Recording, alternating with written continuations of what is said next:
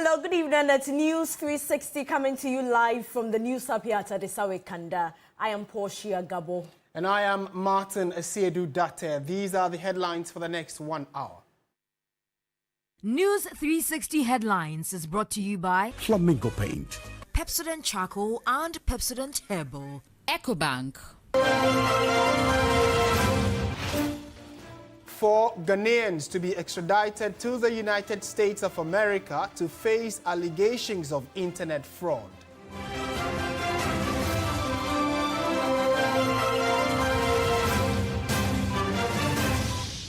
Former NPP presidential aspirant Portia Gabor describes decision by party to hold early presidential elections as driven by greed.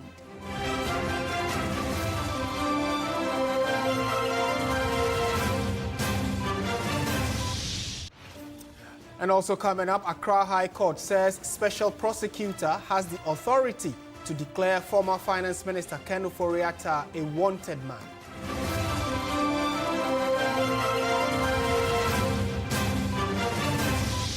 In business news, consumer inflation expected to drop again as Ghana's producer price inflation continues sharp decline, reaching lowest since November 2023.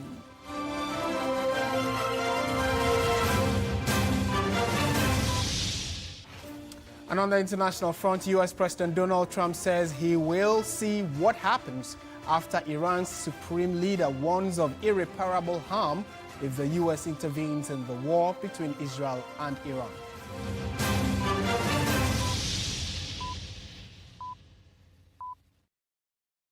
We have details of all these stories and more. We are always happy to hear from you on the many stories we have for you tonight. In our very first story, 4 Ghanaians are to be extradited to the United States of America to face allegations of internet fraud. They are Asiedu-Dartey, Inusa Ahmed, Derek Van Yeboah, and Patrick Kwame Asari. Government, through the Minister of the Interior, gave the go-ahead to face criminal charges. A statement signed by the Interior Minister addressed to a magistrate district court wrote, a requisition has been made in accordance with provisions of Section 71 of the Extradition Act 1960 to issue a warrant for the apprehension of the said Ghanaians.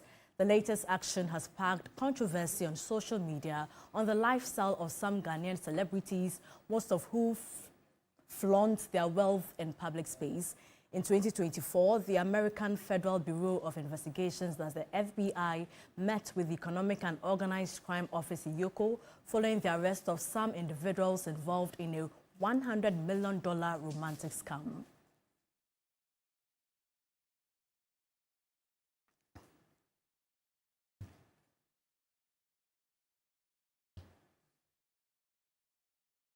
Joining us on Zoom is a fraud prevention expert and security intelligence consultant, Richard Kumado. Mr. Kumado, thank you so much for your time. Can you walk us through the typical steps involved in investigating and prosecuting cybercrime cases like this one? Typically, there are 2 of the criminal activities within the cyberspace that is creating a lot of problems for investigators and prosecutors. One of them is identity crime or identity fraud, where cyber criminals may clone the identities of their victims, or they themselves may come under anonymity by taking identity of certain people. And it takes a long time for investigators to be able to identify the rare identities behind a particular crime within the cyberspace.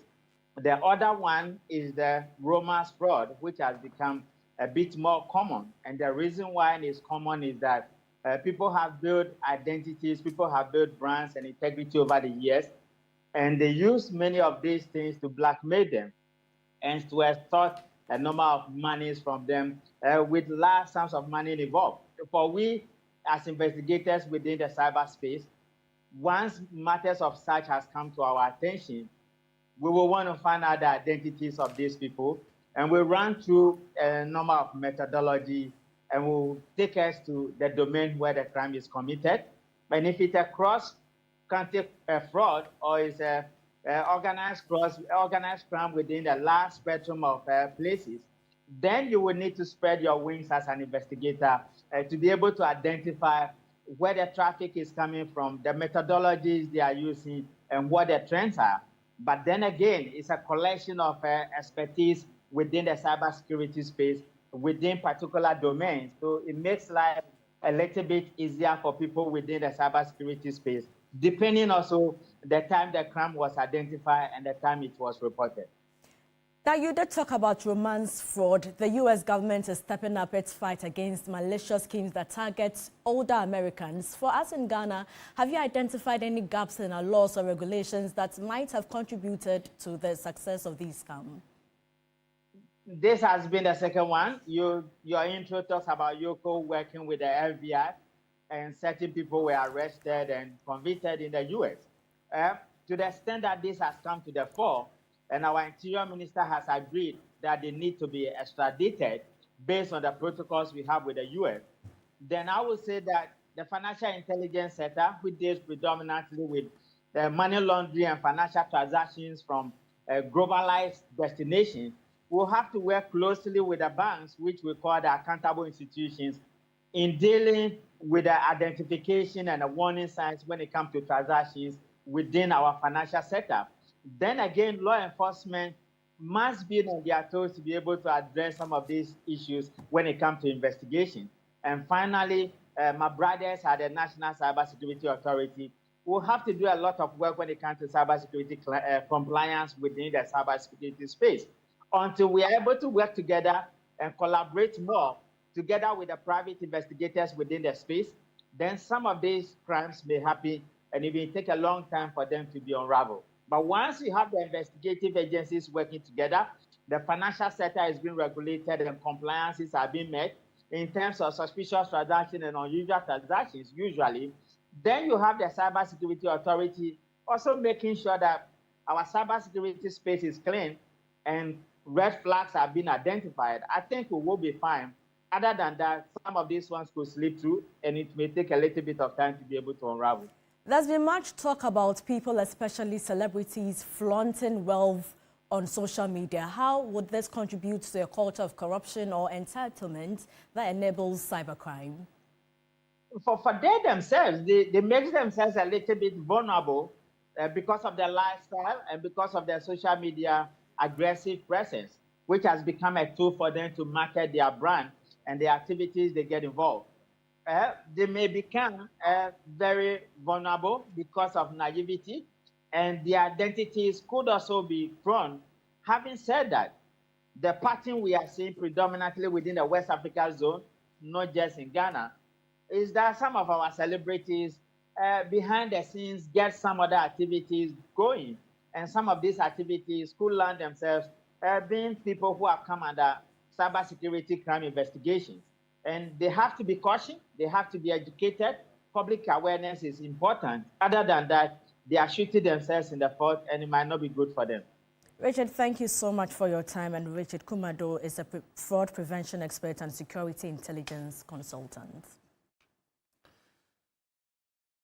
Let's take you to Parliament now. The Minister for Foreign Affairs, Samuel Okudzeto-Ablakwa, says the Economic and Organized Crime Office and the Attorney General are investigating former head of IT at Ghana's mission in Washington, D.C., Fred Kwarteng. He alleges that he is alleged to have been engaged in fraudulent diversion of consular service payments. The minister was briefing Parliament on the issue earlier today. Mr. Speaker, you can comprehend that a substantial sum he earns annually, after adding fees for assisting applicants in completing their visa and passport forms, which, as I've emphasized, was an illegal enterprise, not approved under our Fees and Charges Act. By analysis made by the audit team, the fact-finding team, which is a team, as I've said earlier, made up of distinguished senior diplomats, management of the Ministry of Foreign Affairs. Mr. Fred Kwarteng was making $4.8 million annually from his unlawful enterprise. It is important to emphasize that there was no share of this amount to the Ministry of Foreign Affairs.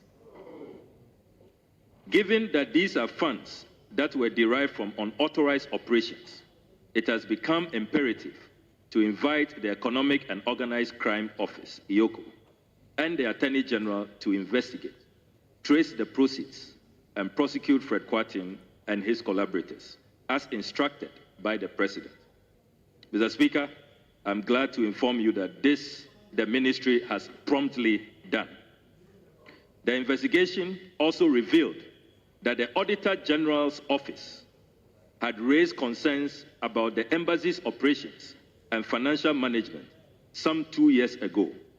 Specifically, the audit findings highlighted issues with procurement practices and financial accountability, which seem to have been ignored or inadequately addressed. Right Honourable Speaker, the investigations revealed that Fred Kwarteng's company, GTC, was initially jointly owned with his ex-wife, which raises additional questions about the nature of their business relationship and potential conflict of interest. Admissions from Fred Kwarteng himself when he met the audit finding team, as well as current and former staff of the embassy, confirm that he did not act alone in this matter. It appears that there may have been a network of individuals involved in this web of corruption, which underscores the need for thorough investigation and accountability. The basis for the investigations, or the basis of this alleged corruption, and I use the word alleged with great emphasis. What is the basis of it? The basis of it is, to simplify it, is that the mission in Washington is supposed to have gotten into a certain arrangement with Mr. Kwarteng's company.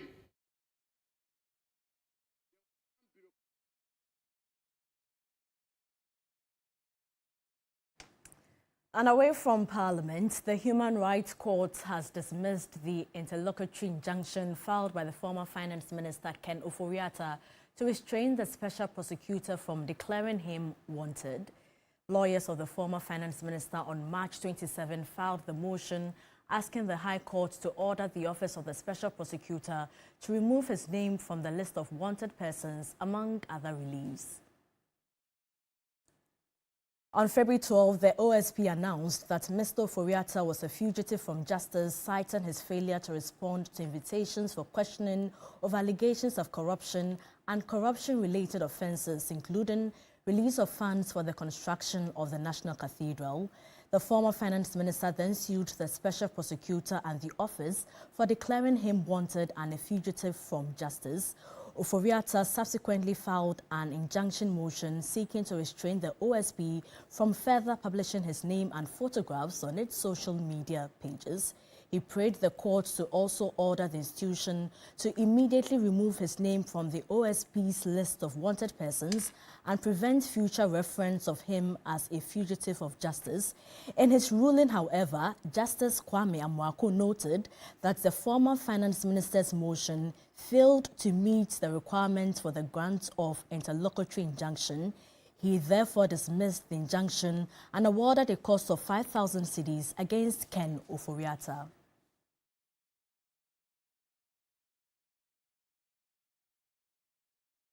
You're still watching News 360 on TV3. We're shifting our attention to some politics now because a lot is happening within the camp of the New Patriotic Party. And a former NPP presidential aspirant, Boakye Ejiakon, has criticized the party's National Executive Committee's decision to hold early presidential primaries before National Executive's elections. At an extraordinary NEC meeting on Tuesday, the 17th of June, the party set January 31, 2026 as the date to elect a flag bearer. Mr. Boakye Ejiakon, who expressed surprise at the decision, described it as nonsense and suggested it might have been driven by greed.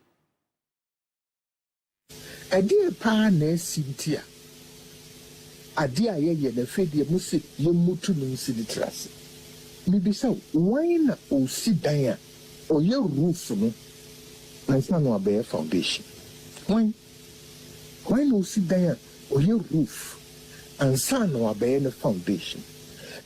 Why would anyone construct the roof before building the foundation? It's either some people don't understand the game or they are being selfish and greedy. Why would you elect a flag bearer before electing your grassroots executives?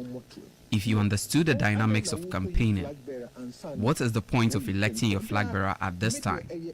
There are 88,917 human settlements in Ghana. Show. So what a campaign is here? What a campaign is here? Who could you flag bearer this time? There are 88,917 human settlements in Ghana. The who can say when you flag bearer ne? So onchi oma pro any Ghana for kasa in all these community human settlements. Over 10 years. If you elect your flag bearer today and expect him to travel to engage Ghanaians in all these human settlements, he would need 10 years.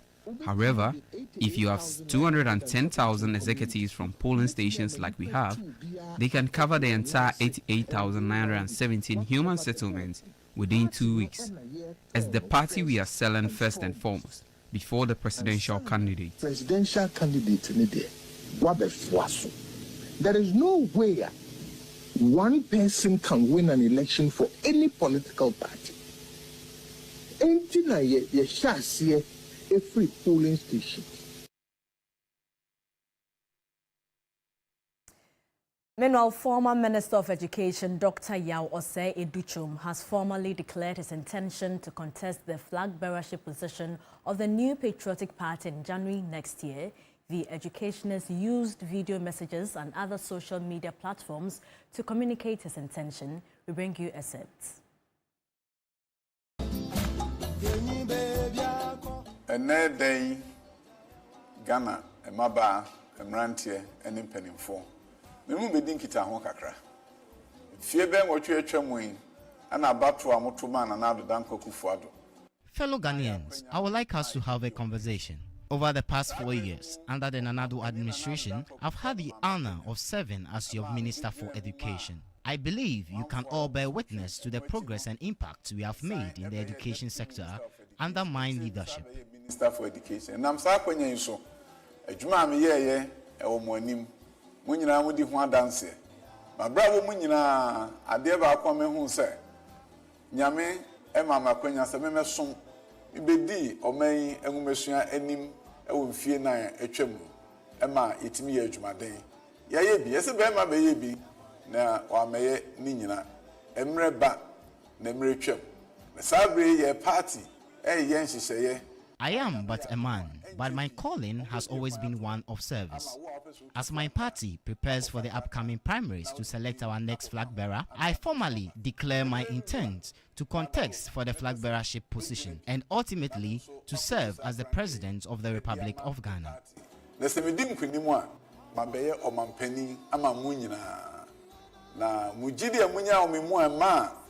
Education Ministry. Bebe minister amobo abaso e wo monten so no minim say sagidie no e na delegates ene wo ma Kenya ne Ghana fo nyina. I humbly ask for your support as we continue this journey together. May God bless you and may God bless our beloved nation. Science from kwa e wo abrochi memu no yedi bia baha na yetimi ehu say yenso isi mu achede ne nso nkachi oman fapim Every omampani odi kan pe so be dru sa abre no ye ba beto aso na oman dati ebeyefe. And as your election command center, if it has to do with politics, do trust that we'll keep you posted on it. Still in Parliament, though, tensions flared up on Wednesday in the House when the vetting of a Supreme Court nominee took an unexpected turn. A heated exchange erupted between the Appointments Committee Chairman Bernard Ahiafo and the ranking member Alexander Penyomarkin, who was upset after the chairman allowed the majority leader to ask a question. Being the first time speaking, let me join colleagues to congratulate my 1 year. Mr. Chairman, Mr. Chairman, let's be careful what we are doing. It's not good for democracy if it's a follow-up, let me congratulate my 1 year. If it's a follow-up, you should go straight to the chairman. Don't be doing these things. So it is the same question that we are rephrasing. So may I answer? You may ask another question, please. Chairman, if you want to find a way to stop this vetting, I will yield to you. Stop what you are doing. The whole country is watching you. Stop what you are doing. Stop what you are doing. If you want us to fold up, I'm not here to debate with you. I'll fold, discharge her, let us go. If that's what you want to achieve, I've seen it all. This drama, but whatever precedent, if not 4 years, 12 years, 20 years, it will come back and haunt this house. What are the constitutional risks? I have a short response. Please respond. The public is not only watching me, it's watching all of us. And the jury will be out there. I cannot be intimidated by you. I'm a man with indomitable spirit. I still rule that a question has been asked. The nominee will not answer this question again. Pose another question. And the vetting has been live on TV3, so you want to stay with us as and when any of such issues do arise. So after the drama in Parliament, the chairman of the Appointments Committee took to social media to put out extra words he thought he needed to put out. So I'll put that on your screen shortly, where Bernard Ahiafo says, the challenge of leadership is to be strong but not rude, be kind but not weak, be bold but not a bully, be thoughtful but not lazy, be humble but not timid, be confident but not arrogant, have humor but without folly. And that's a quote he's attributing to Jim Rohn, and that's a post that Bernard Ahiafo put out on social media after today's episode of a back and forth between him and Alexander Penyamakin. Still at the vetting, a nominee of the Supreme Court, Justice Hafizat Boba, says the president has administrative rights to sanction his appointees when they fail to comply with asset declaration directives. Responding to a question by the minority leader during her vetting, she denied assertions that the president usurped the powers of the Commission on Human Rights and Administrative Justice. According to Justice Hafizat Boba, some guidelines must be set through a constitutional instrument to limit the president from potentially exceeding his powers. I'm aware that the president is a member of the executive. That is so. Yes. So the head in that. And so under the circumstances, if any action is taken in respect of his executive members, then I have no issue with it. But obviously, he cannot cross over, even though a judge is a public officer, to impose sanctions on the judge because a judge has failed to declare their assets. What is therefore your proposal regarding how to limit the president's role in terms of ensuring constitutional fidelity in respect of his own appointees when enforcing this asset declaration law? The only limits I see under the Constitution, since it's the Constitution, is for a CI, setting out guidelines. That is the only way I see a resolution to the problem. She said there is no violation of constitutional right when students are compelled to practice different faiths in schools. Rights are not absolute. Every right has its limitation because you were made aware, you were informed that when you come to this school, this would be a code of conduct, and you chose to go to the school. So it's not a compulsion, it's a voluntary act, because before you came to the school, you were told that this is a Catholic school, would expect you to go to church on Sundays, would expect you to do this. And you took that voluntary decision to attend the school. And so I do not see that it is compulsory. In empaneling of judges, she believes the Chief Justice performs administrative functions, and such functions should not influence the decisions that are taken on the bench. She, however, believes in capping the number of judges who are appointed to the Supreme Court. However, such should be done until the backlog of issues at the court are resolved, including the jurisdictional functions by the Supreme Court, and even the number of cases that each judge handles at the court. Christian Yale, TV3 News, Parliament. Let's turn our attention to education. In a swift policy shift, the government of Ghana is partially removing the power of headmasters to manage school feeding in secondary schools. The buffer stock company has been handed the supply of grains while the headmasters will continue to supply perishables. This decision comes after several Ghana Education Service reports revealed that students were being served poor quality meals. Education Service, together with Charles, it was a pledge in the NDC manifesto to get this back to headmasters, bursars, and others to do it in order to keep the local economy going. But it appears that at many levels, the quantities and quality of the food is just not good enough. Government is considering a reversal of the policy, but at least for perishables and others up to 40% of that provision will still be provided by the Conference of Heads of Assisted Secondary School, whilst we get a rule for the Ghana buffer stock and then the Ghana Commodity Exchange to deal with grains and others. But for the present, what is important is timely, quality delivery of food. Since December, that is what we have done. I have at least almost through GS released more than $500 million to them. But we are not satisfied with the quality of the food they are sharing. In fact, one evening, I had to, I'm not necessarily a WhatsApp person, so the president had to ask me for my WhatsApp, so I'm now on WhatsApp. So I went getting some WhatsApp to receive a poor quality gari and palm nut served by a school. In more news tonight, the National Service Authority's Central Management System for Postings has been suspended with immediate effect following a directive from the Office of the President. The Ministry of Youth Development and Empowerment announced the suspension in a statement, adding that the decision was taken in the national interest to allow for a comprehensive technical and forensic review of the platform.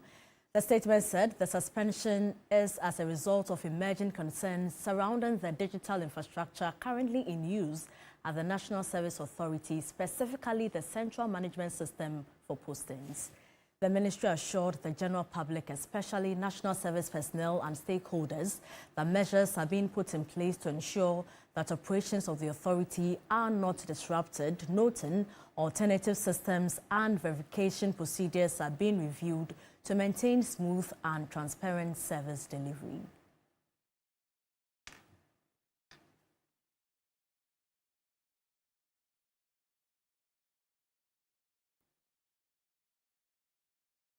Now, the Minister for Works and Housing says $6 billion will be needed to tackle the flooding issue in the country.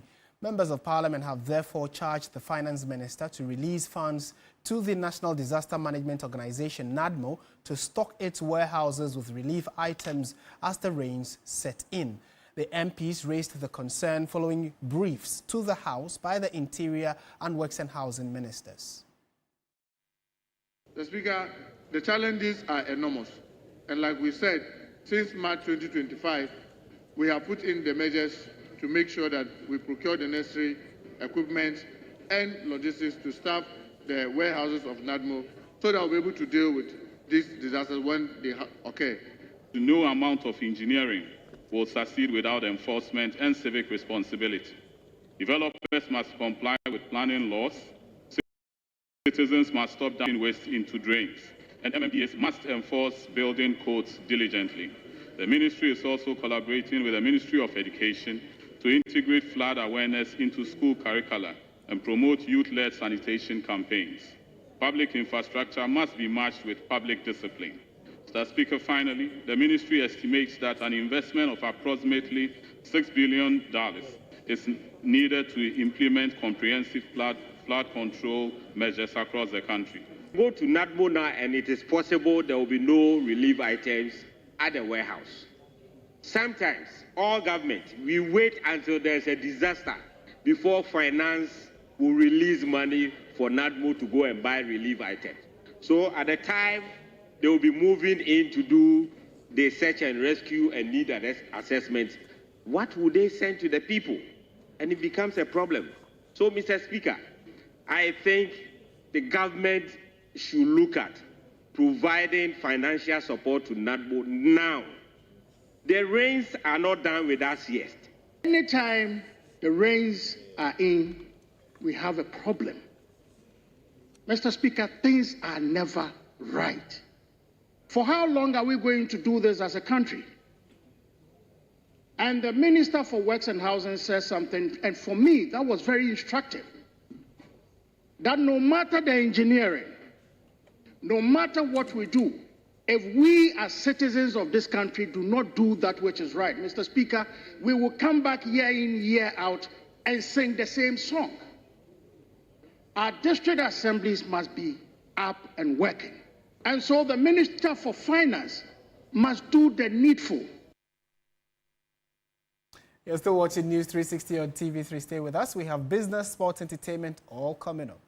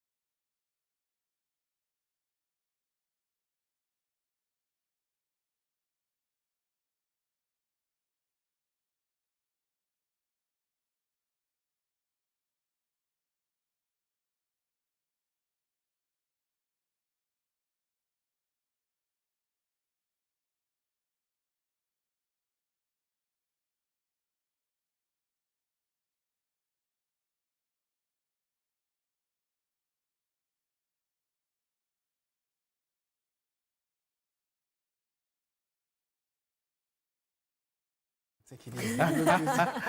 Take it easy. How are you doing? I'm good. How are you guys? Not bad at all. So what's happening in business? Well, producer price inflation is down significantly. It's been a long while it's been this low, actually. So good signs. It means that basically the rate at which the price of producers increases in the country has slowed down significantly, which is good. We hope it translates in our pockets soon. Truly. To the details. Now, hello there. Good evening. Welcome to the business segment here on News 360. I am Michael Obodu. Before I bring you our top story now, head of legal and prosecution at the Economic and Organized Crime Office, Yoko Leo Anthony Siama, has revealed that the agency has recovered over 79 million cedis and 200 million cedis in assets between 2023 and 2024.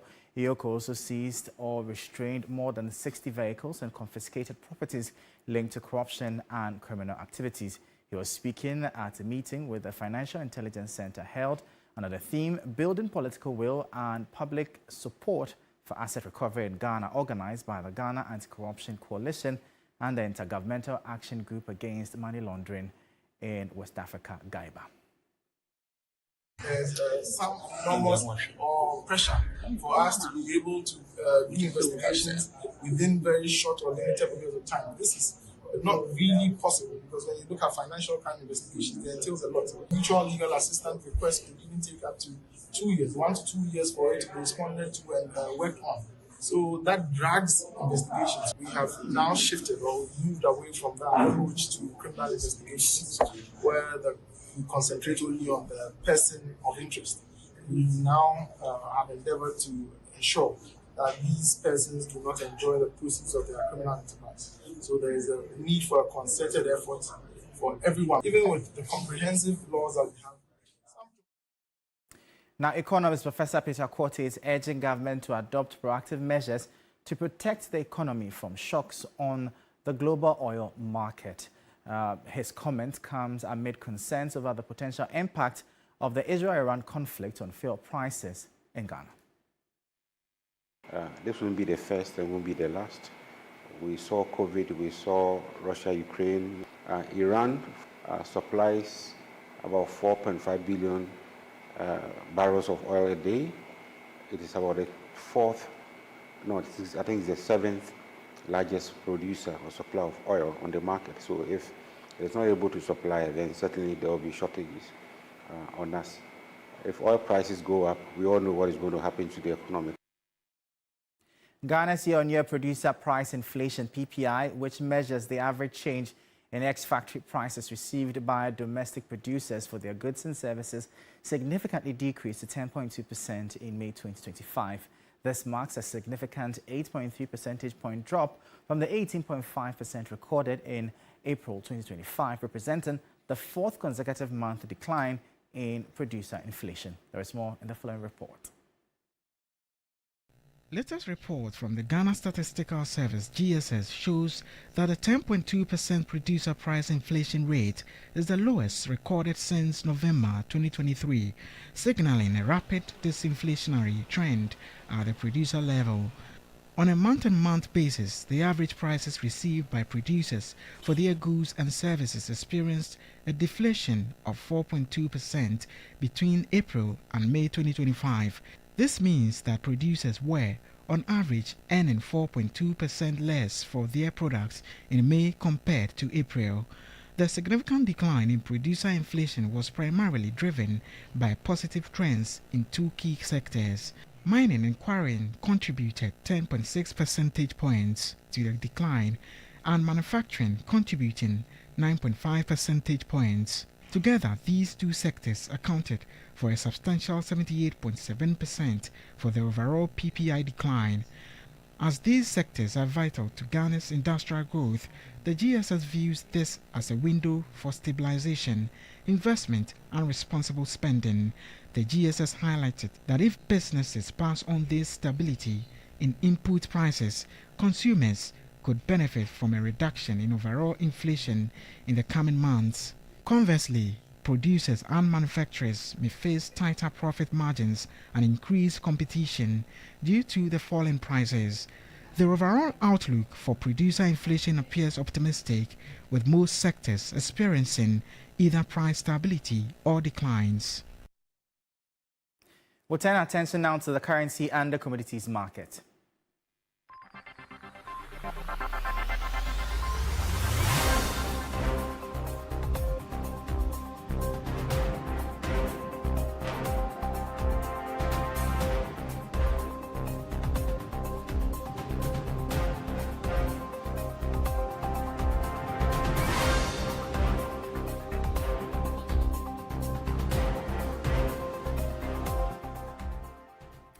And that'll be all for the business segment here on News 360. I am Michael Obodu. Up next, the sports.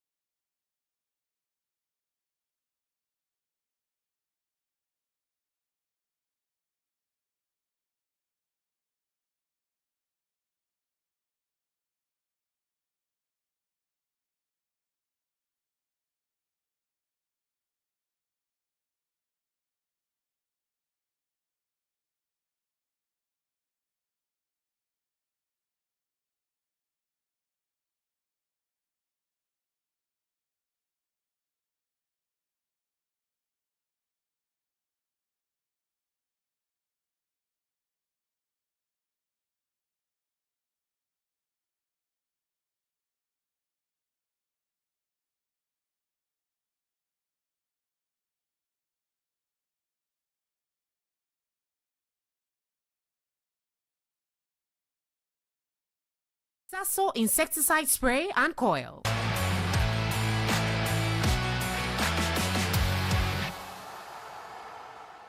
Hello there, good evening and welcome to the sports segment here on News 360. My name is Bill Lisher. Now, Black Stars defender Jonas Ajete has revealed in an exclusive interview to 3 Sports that he's over the moon after earning the opportunity to compete for a place in the UEFA Champions League group phase with FC Basel. The centre-back is expected to feature in the playoffs with the club as they look to reach the group stage for the first time since 2017-18. The last time your team managed to reach the group stage of the Champions League was in the 2017-18 season. For you personally, I believe you've watched the competition a number of times. What does it feel like for you getting the opportunity to possibly reach that particular level in the Champions League? For me, it's a great honor to play a Champions League. And then we play playoff. I'm just playing.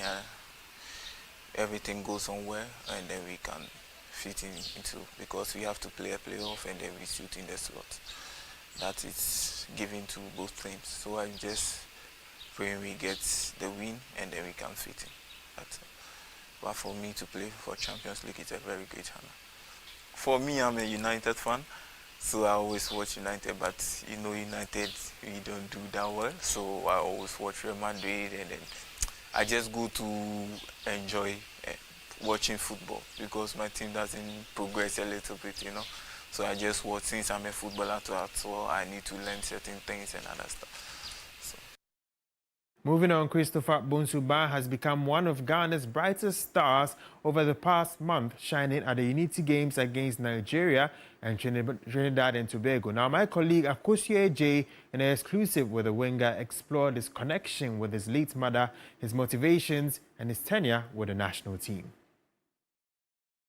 Christopher Bonsuba carries the memory of his late mother close to his heart, with a tattoo of her on his arm and a cherished piece of jewelry around her neck. Her presence remains a guiding force in his life. Her passing in 2022 was a heartbreaking chapter for the young footballer who was still carving out his path in the sport. Now a key player at Belgian side Genk, the Kumasi-born winger wishes she were here to witness the success her sacrifices helped build. I can say she means everything to me because she has been my inspiration. Growing up, I wanted to be a footballer. She has been supporting me through the hard times and everything. So when I heard she was not around, I was just broke down. So I think wherever I go, she's with me. So that's why anywhere I go, anywhere I move, I go with her. Yeah, I was hoping she would be alive so she can witness what's going on this time. But everything happens for a reason, so I can't say much. His journey hasn't been without challenges. From his early days at Shooting Stars in Accra to a stint with Sarpsborg 08 in Norway, Bonsu's rise to prominence in the Belgian Pro League has been marked by resilience. He draws deep inspiration from the late Christian Atsu, whom he idolized. Christian Atsu, not in Ghana, in the whole world. Christian Atsu. The whole world? Yeah. Why? Because he inspires us a lot. Because Christian Atsu is a top player. May he so rest in peace. Top player, legend, and we have been watching him, and I've been watching how he plays and how he works, give everything for the team or for the nation. Breaking into the national team is no easy feat, but Bonsu's second call-up during the Unity Cup was a dream realized. He credits Black Stars captain Jordan Ayew and Thomas Partey for helping him settle in and build confidence within the squad. Before our game against Chad or here in Accra, I went to Jordan's room to have a little advice and ask him how should I play or how. So I think he's very, very friendly, very, very good guy because they don't show, they just open up and express their feelings and make you feel okay, you are part of the team, just enjoy the moment. Yeah. As the World Cup approaches, Bonsu remains laser-focused on delivering another standout season, hoping to earn a spot on the final call-up and continue honoring.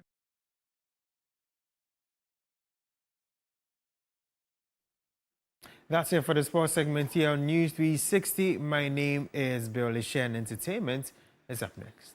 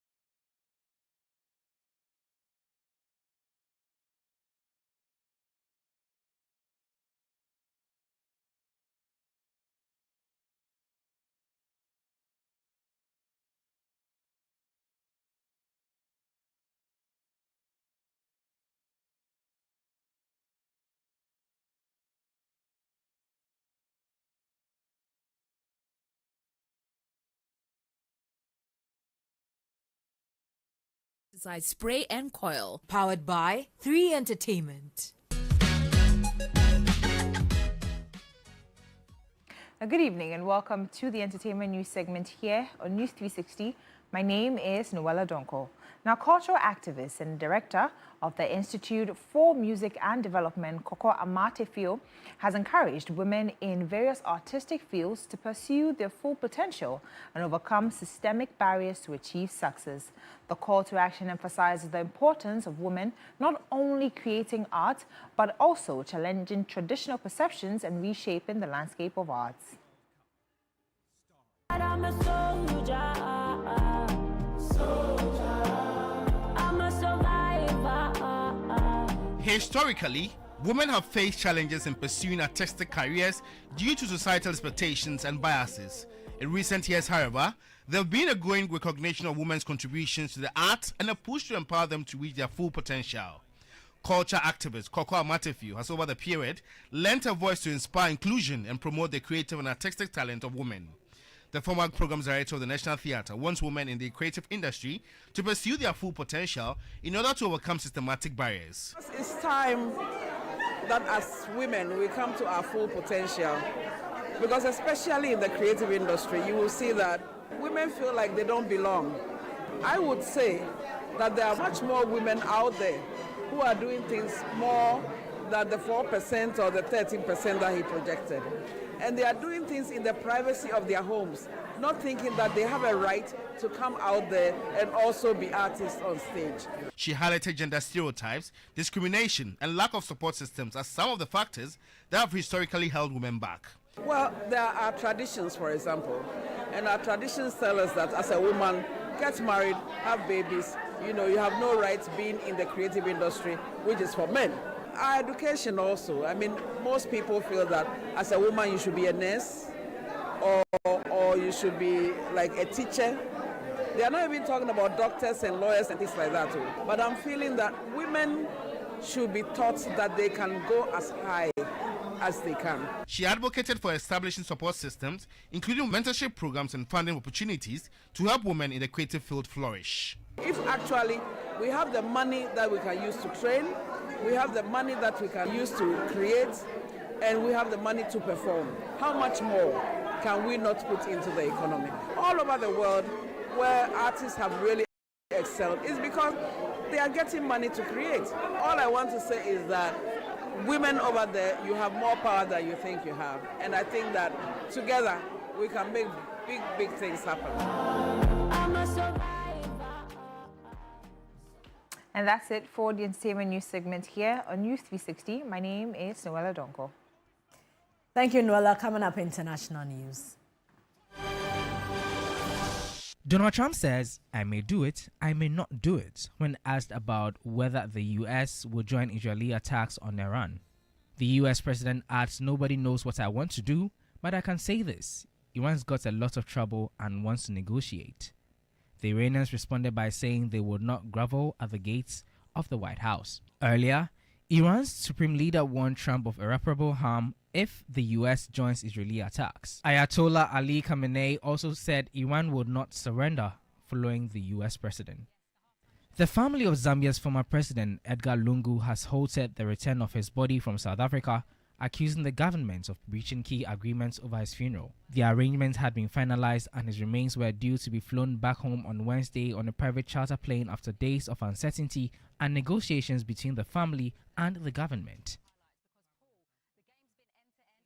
And that's how we bring the bulletin to an end. Thank you so much for watching. I am Martin Asiedu-Dartey. And I am Portia Gabor. Do join Alfred Cancer at 10 p.m. for Ghana tonight. Good evening.